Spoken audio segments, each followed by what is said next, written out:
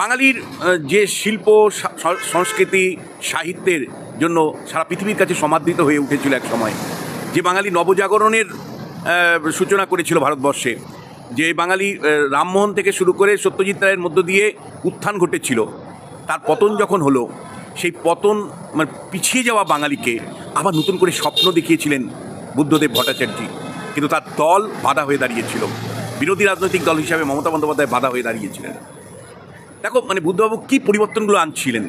বুদ্ধবাবু প্রশাসনের স্বচ্ছতা, দায়বদ্ধতা আনবার জন্য ডু ইট নাও একটা পলিসি চালু করেছিলেন, যেটা বহুদিন পরে বামেদের বিরুদ্ধে বলা যায় একটা স্লোগান তিনি এনেছিলেন, যে বামেরা বছরকে বছর ভাঙতে হবে, বন্ধ করব, ইনকলাব জিন্দাবাদ, কারখানা বন্ধ করে দাও, সেই বামেদের সংস্কৃতির থেকে বাইরে এসে তিনি ডু ইট নাও স্বচ্ছভাবে একটা প্রশাসন পরিচালনা করবার ডাক দিয়েছিলেন।